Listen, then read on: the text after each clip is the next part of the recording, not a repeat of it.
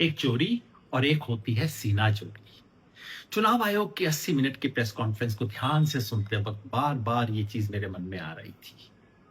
ये सीना जोरी हमें कहां तक लेके जाएगी? 40 साल से मैं इस देश के चुनाव आयोग को देख रहा हूं, उसके बयानों को पढ़ रहा हूं।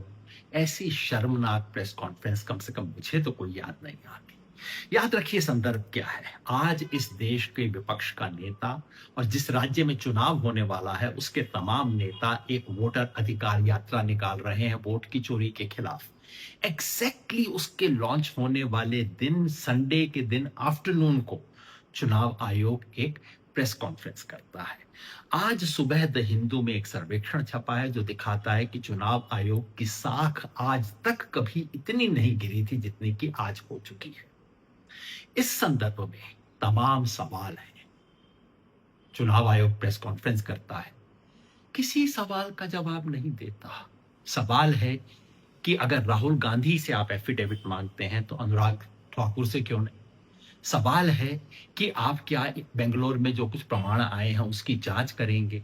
सवाल है कि इससे पहले जिन लोगों ने हलफनामा दिया था उनको उत्तर क्यों नहीं मिला? सवाल है कि इसका मतलब है कि देश में 2024 में जो वोटर सूची थी वो डिफेक्टिव थी, फ्रॉड हुआ था क्या वोटर देश में?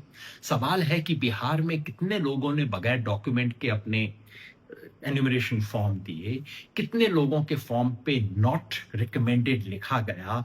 आखिर बिहार में कटे तो वोट लेकिन बढ़े कितने और क्यों नहीं बढ़े?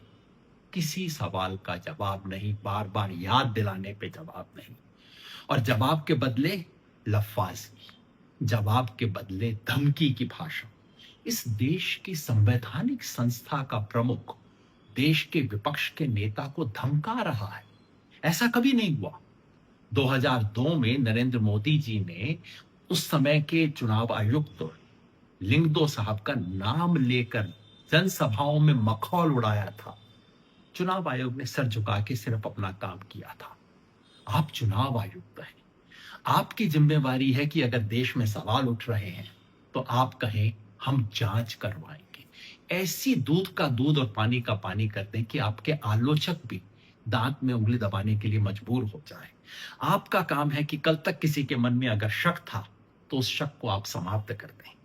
लेकिन आज चुनाव आयोग ने जिस तरह की भाषा का प्रयोग किया, झूठ का, धमकी का, इतना बड़ा झूठ कि पूरे बिहार में हर जगह पे बीएलओ ने मीटिंग की और लोगों के सामने मृतक और स्थानांतरित लोगों की सूची दी। सफेद झूठ। ऐसे झूठ की भाषा, लफ्फाजी की भाषा आपके अहम को तुष्ट कर देगी, लेकिन इस संवैधानिक संस्था को बचाने में मदद नहीं करेगी। मैंने इस देश के चुनाव आयोग की तारीफ भी की है, दुनिया भर के चुनाव आयोग को देखा भी है। चुनाव आयोग को खत्म होते, नष्ट होते और लोकतांत्रिक व्यवस्था को गिरते हुए देखा है।